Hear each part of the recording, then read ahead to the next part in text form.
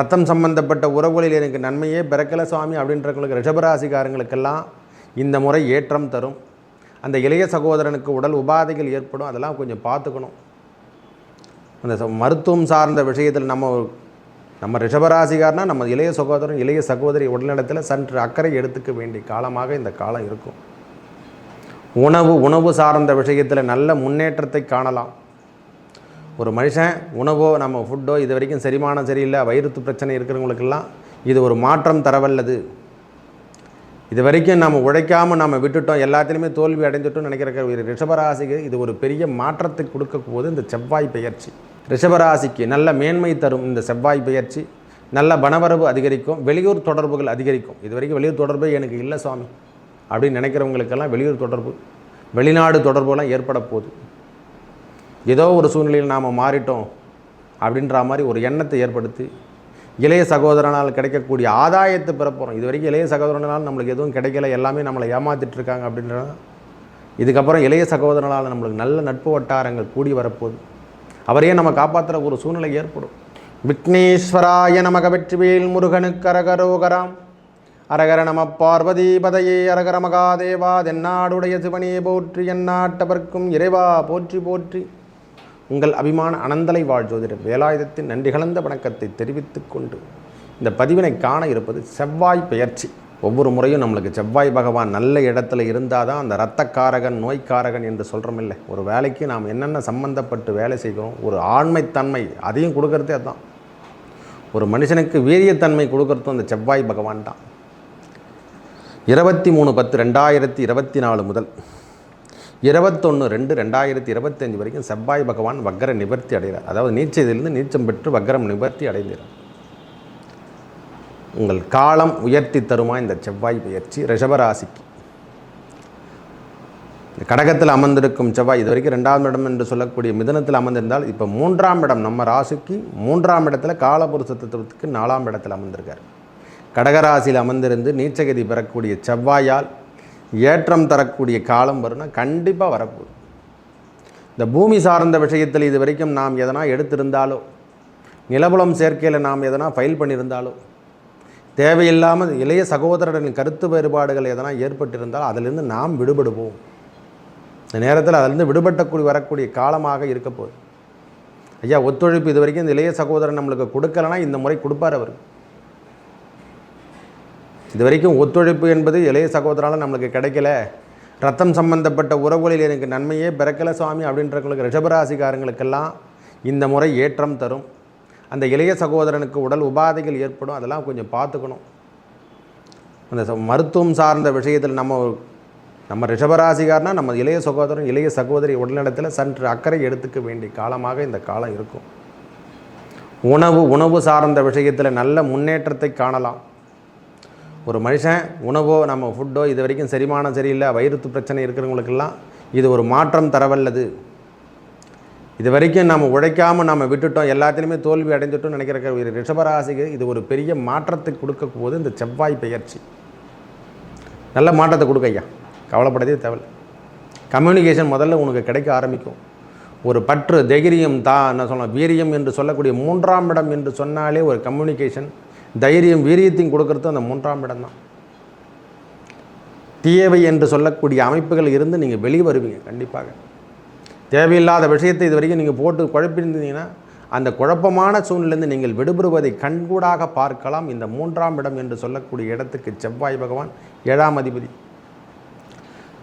மனைவி ஸ்தானம், அந்த 7ஆம் அதிபதி அவரே தான். 12ஆம் அதிபதி என்று சொல்லக்கூடிய அமைப்பு பெறுவதும் அவரே தான்.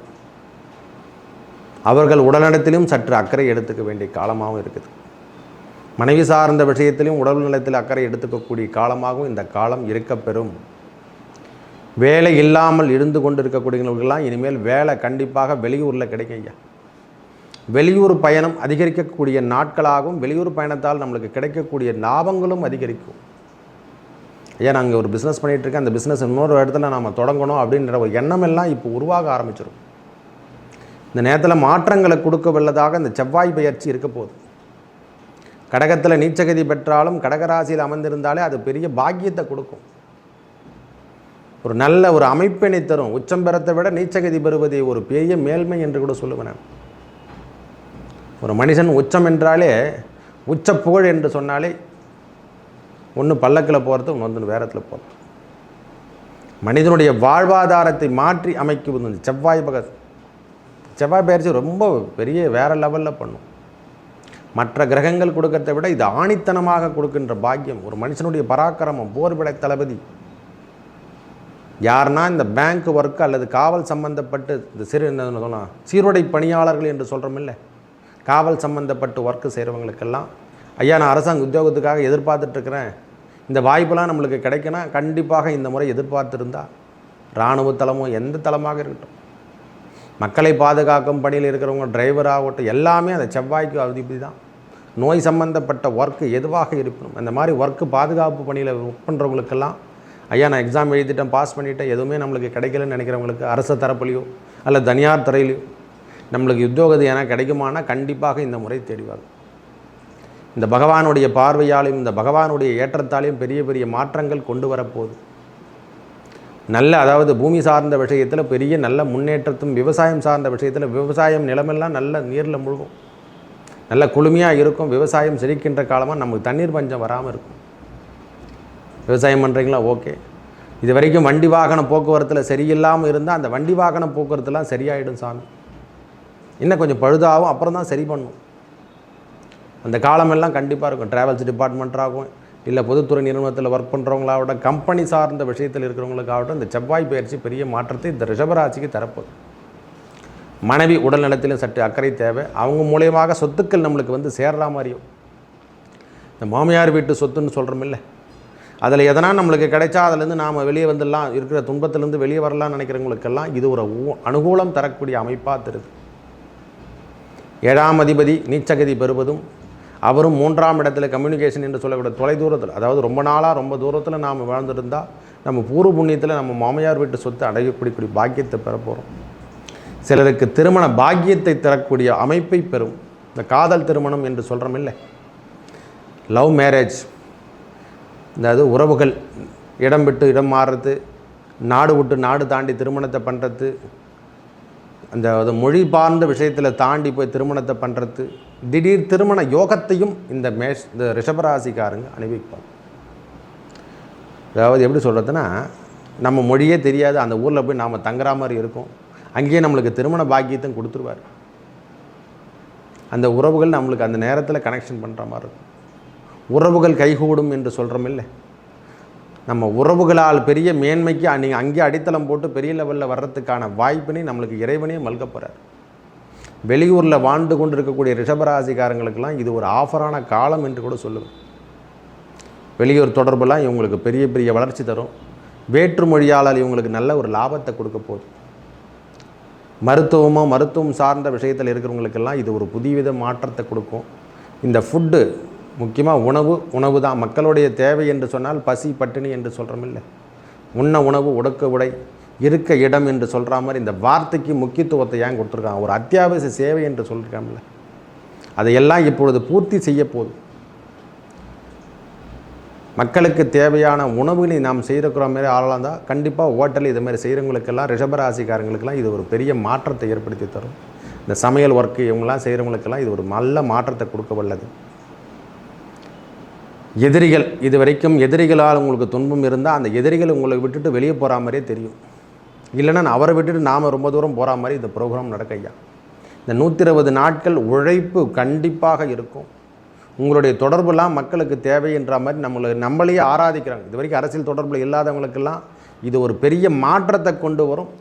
இந்த செவ்வாய் பயிற்சி ஐயா நாங்கள் இது வரைக்கும் உள்ளதே ஒரு உறுப்பினராக தாங்கிறேன்னு நினைக்கிறேங்க பாரு, நான் உறுப்பினராகவே வாழ்ந்துட்டுருக்கேன், எனக்கு எதுவும் பேரே தெரியல, இது வரைக்கும் ஹெட்லைன்ஸே போடலை, எனக்கு எதுவும் பதவி கூட கொடுக்கல சாமி, ரொம்ப நாளாகிறேன்னா அந்த அரசியல் ரீதியாக இது வரைக்கும் தோல்வி அடைந்திருந்தவர்கள் கூட ஒரு முன்னுரிமை கிடைக்கின்ற பாக்கியம் பெற போகிறாங்க ரிஷபராசிக்காரங்க இந்த செவ்வாய் பயிற்சியார். அரசாங்க தரப்பு கிரகம் என்றாலே அது கடகத்தை குறிக்கும், சிம்மத்தை குறிக்கும். அரசு கிரகம் என்றாலே அந்த கடகமும் சிம்மம் தான். அரசு வேலைக்காக காத்துட்டுருக்கும் மக்கள் பணியாகட்டும், வேலை சார்ந்த விஷயம், விளையாட்டுத்துறை, இதெல்லாம் மொத்தமே அவருடைய அணுக்கம்தான். இந்த வன விலங்குகளை கட்டுப்படுத்த ரிஷபராசிக்காரங்களுக்கு ஒரு சின்ன ஒரு பெரிய என்னென்னா, எந்த மாதிரி மிருகங்களும் அவருக்கு கட்டுக்குள் வருமா, ரிஷபத்துக்கு மட்டும் அது ஒரு அமைப்பு.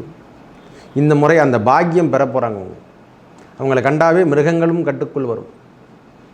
2 அல்லவா, காலபுருஷத்துக்கு 2ஆம் இடம், அதுவும் அவரோட வீட்டு சுக்கிரன் அதிபதி. இந்த நேரத்தில் அந்த குரு பகவானும் அங்கே அமர்ந்திருந்தார். பகவானும் அந்த செவ்வாய் பகவானும் நீச்சகதி பெறுவதும் அந்த மிருகங்கள் கட்டுப்படுத்தக்கூடிய பாக்கியம் பெற போகிறாங்க. மிருகங்கள்லாம் இவங்களை கண்டா கட்டுப்படுவாங்க. வாகனங்களும் எல்லாமே கட்டுக்குள் வரும். இவங்களை கண்டாவே கொஞ்சம் சைலண்ட் மோடில் வரா மாதிரி இந்த சூழ்நிலையெல்லாம் காணப்படும். பெரிய பெரிய பிரச்சனையிலேருந்து இவங்க வெளிவரத்துக்கான அமைப்பு என்று கூட சொல்லலாம். மிருகங்களுக்கு மட்டும் அதை கொடுக்கல, எல்லா விதமான பிரச்சனைக்கும், அதாவது எதிர்த்து போராடக்கூடிய பிரச்சனை, அதாவது நம்மளுக்கு பிரச்சனை தரக்கூடிய விஷயங்களோடு கட்டுக்குள் வரும் என்று சொல்லக்கூடிய அமைப்பு. ரிஷபராசிக்கு நல்ல மேன்மை தரும் இந்த செவ்வாய் பெயர்ச்சி.